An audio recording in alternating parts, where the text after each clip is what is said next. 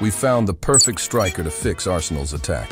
After Mikel Arteta's side set the record for most touches inside the opposition box without scoring in a single Premier League game, fans and pundits agreed it's time to sign a clinical number 9. So we've used these 6 stats to create a shortlist. Conversion rate, non-penalty expected goals, shots inside the box, big chances scored, shot accuracy, and shot placement. Remember, this is not a replacement for Gabriel Jesus. As you can see, he's pretty good. This needs to be a completely different option. Arsenal need a fox in the box, which means the new centre forward should fill out the left side of our striker-style radar. We're looking for something like this. Erling Haaland was the second highest rated player from our search with a squawka score of 93%. Don't worry, the number 1 pick is in this video. Strikers you won't find are Dusan Vlahovic or Dominic Solanke, and the internal solution, Eddie Nketiah. So stay tuned for the squawka picks. The dream signing is Viktor Osimhen, a premium poacher with go-go gadget legs that get him into the box quicker than anyone else. But it's the Nigerian's superhuman leap that could be the biggest asset to Arsenal.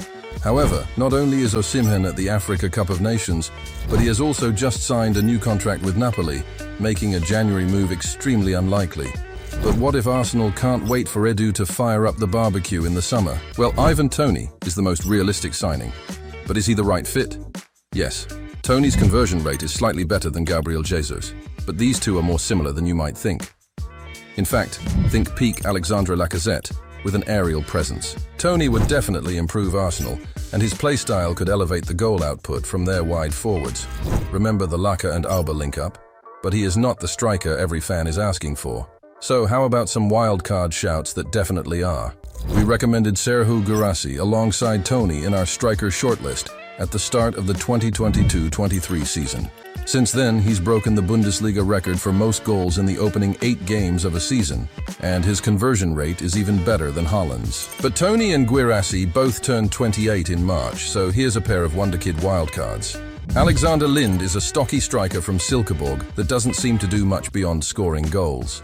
The 21-year-old returned a 95% squawka score, the absolute best mark ahead of Erling Haaland.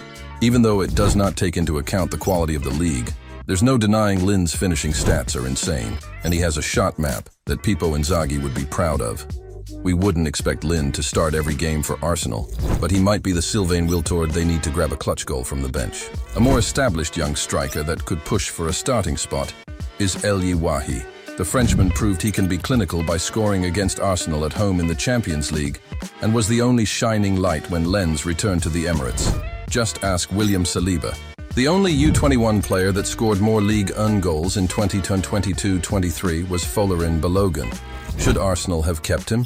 The answer doesn't matter, because he's not one of the squawka suggestions. They are both left-footed, and both aged 25 and under. The first pick is Viktor Gyökeres. The Swede is a complete center forward. At first glance, he looks like a Gabriel Jesus clone.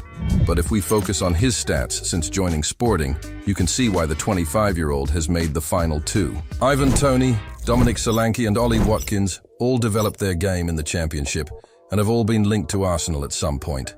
Even though he has an €100 million release clause, Gyökeres should be no different. The final name on the shortlist is the best option in terms of age and style profile. Santiago Giménez scored more Eredivisie goals in 2023 than any other player. At 22 years old, he can be eased into the team and used in specific scenarios while adapting to Premier League football and Arsenal's patterns of play.